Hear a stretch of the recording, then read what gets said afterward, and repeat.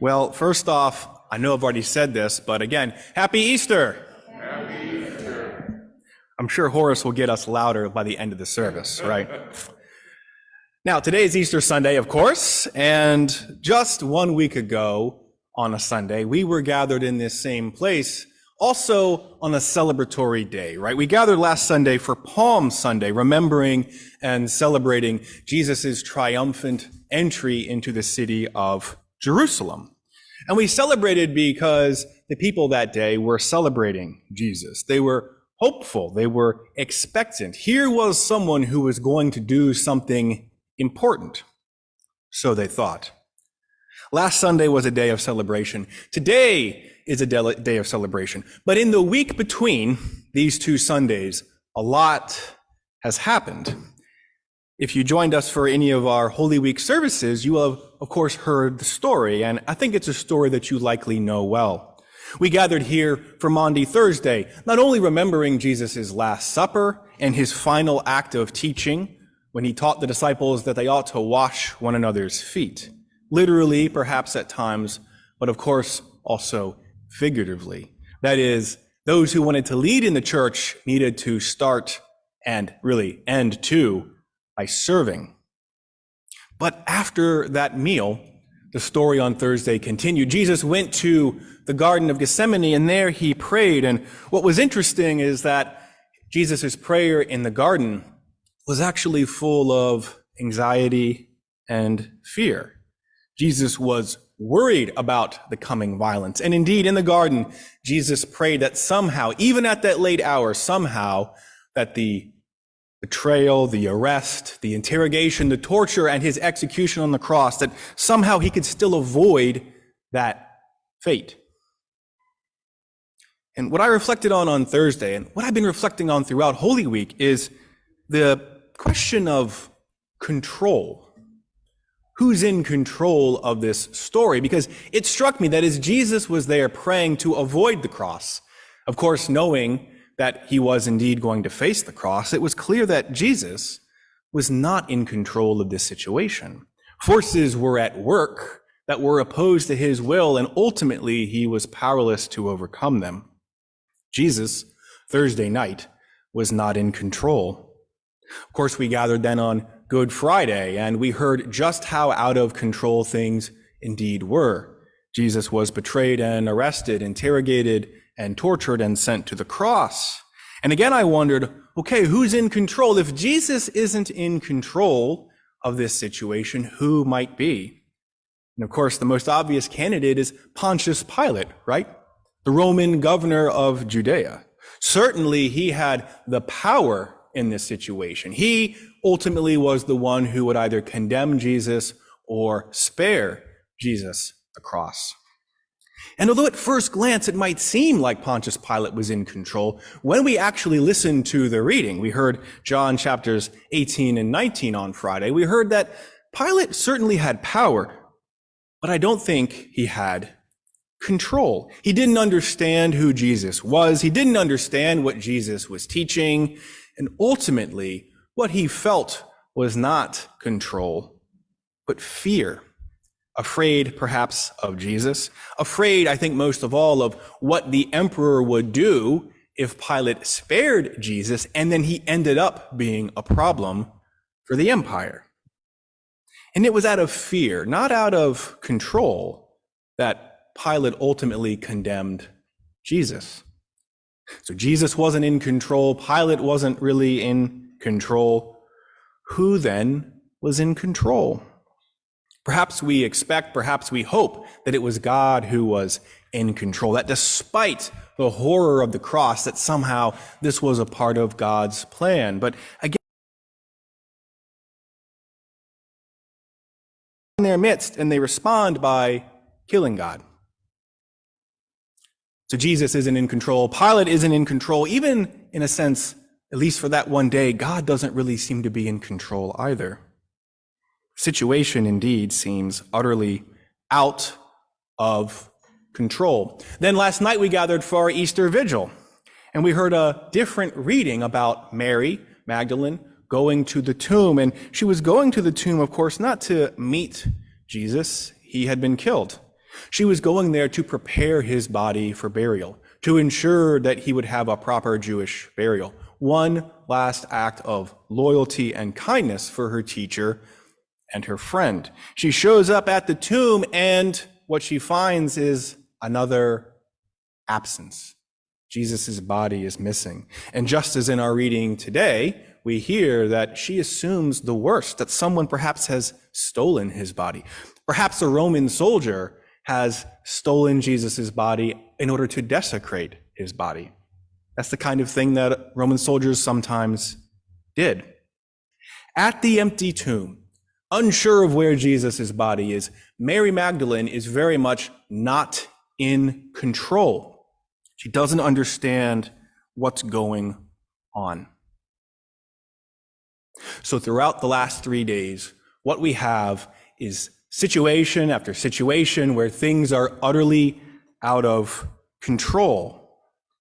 Of course, the good news is that at the empty tomb, the out of control situation turns out to be a positive one, right? Something indeed has happened that Mary couldn't have expected, that Mary couldn't have predicted. Certainly something has happened that Mary never could have done herself, that no human being could do. But she discovers that somehow, impossibly, ridiculously, mysteriously, Jesus, though he was crucified, is somehow alive in her midst. She can't explain it, much less understand it, but there he is speaking to her, and she is astounded.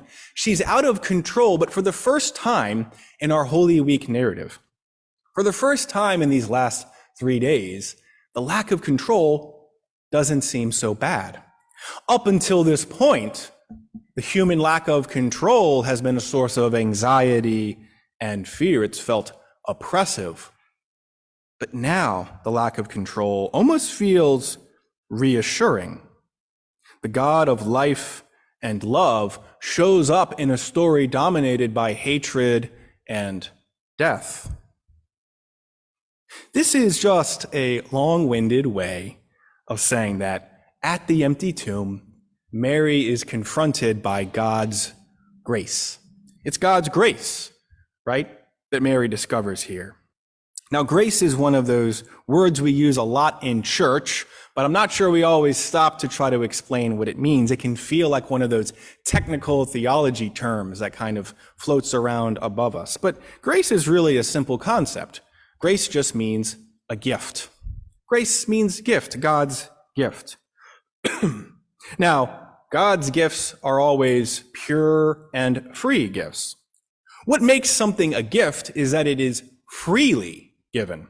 If I give a gift, it has to be given freely with no strings attached, with no expectation of my receiving anything in return. We might pause here and reflect that often the gifts that we humans give to each other aren't really gifts, are they? We often give very much with an expectation of something in return. But this is not how God gives. God gives freely, with no strings attached, with no expectation that anything might be returned to God. And of course, it really has to be that way, doesn't it? If God is the creator of the whole cosmos, if God is the source of everything that ever will be, then what could we possibly give back to God that doesn't belong to God already? If everything we have, and indeed our own life, is itself a gift from God, what could we give back to God? It's not even possible for us to pay God back for anything. And therefore, it shouldn't be surprising that God's gifts, God's grace, are always true gifts, pure and free gifts. Then what that means is that at the empty tomb, we discover that God has come among us, and God has taught, and God has healed, God has fed. Ultimately, God suffers a death just as we humans do. And then, mysteriously, impossibly, ridiculously, in and through and as Jesus, God rises from the grave. And God has done all of these things, not because God needed to do them, but purely because we needed God to do them, purely because we are ultimately dependent on God completely and utterly. That's what it means to stand in need of grace. At the empty tomb, then, Having gone through this long and difficult and painful but familiar story, what we discover is that our future as humans does not depend solely on our power and our control.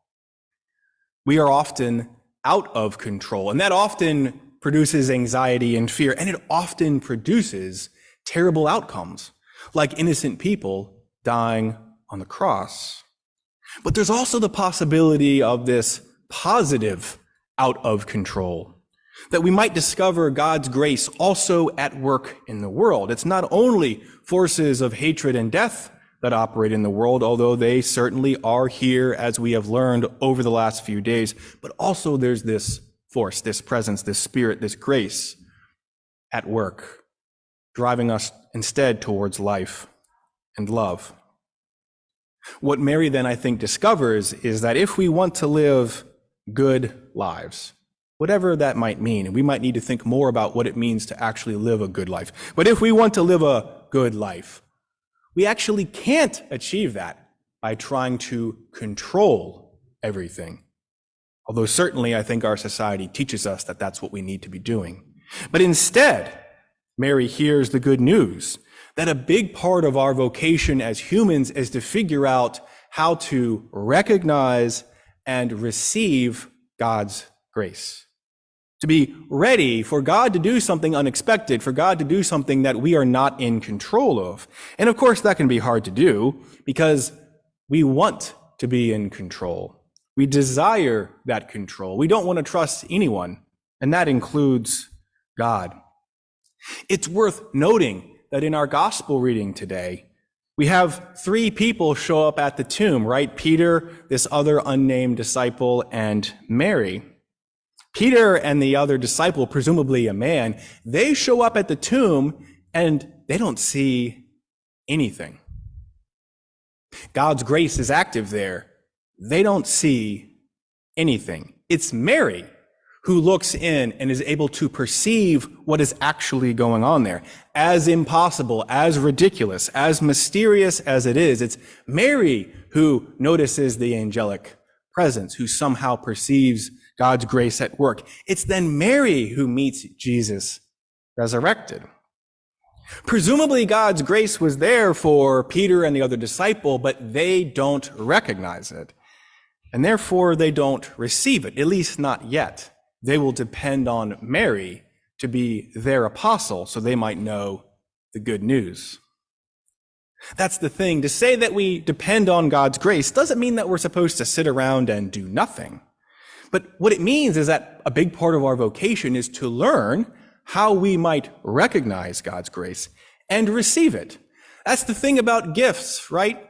If someone sends me a gift in the mail and it shows up on my porch, it does me no good unless I go out to my porch, bring it in, open it, and pull out whatever has been sent to me. God might always be trying to grace our lives, but unless we can recognize that and learn how to receive it, that grace may do us no good.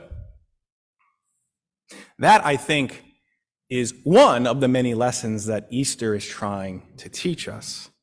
Now, today, we are very fortunate to not only be celebrating the resurrection of Jesus Christ, but we also, in a few moments, be baptizing a new member of the church, welcoming someone else into our community, right? Welcoming someone else to the adventure, the risk of faith, welcoming someone else into this journey of trying to recognize and receive God's grace.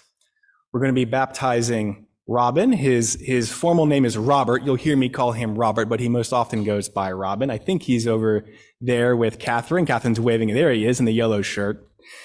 And in a few minutes, we're going to say a whole lot of prayers. And eventually, I'm going to touch Robin with water and then oil. I think it's really important that we know what we're doing and what we're not doing when we baptize someone. Let me make one thing clear. I am a priest, but I am not a wizard, and I am not a magician, okay? I have no magic in me. When I touch that water and put that water, and I touch that oil and I put that oil on Robin, I'm not doing anything. And if you listen to the prayers that we offer, you'll know that. You'll hear that what we're doing is we're asking God to do something. We're asking for God's grace to come upon Robin. We're asking for God's Spirit to do something in and through Robin's life. Yet again, it's about grace, about recognizing and receiving God's grace. Today, as we baptize Robin, we'll simply be asking God to grace him.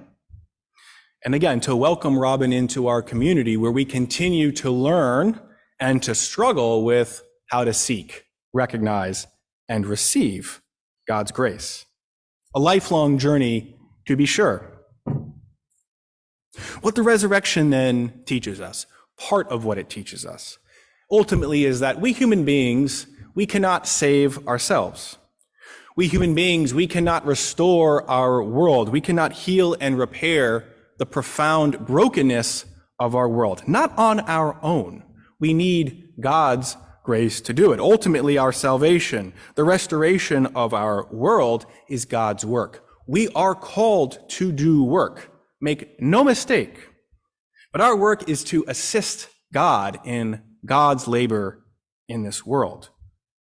And we can never do that if we're always seeking to be in control ourselves. We need to seek grace, recognize grace, and then receive that grace so that we can live and reflect God's grace in the world. My friends, as we baptize Robin, as we share in the joy of Easter, in the days and weeks and months to come, I pray that we will seek God's grace together. Amen. Alleluia.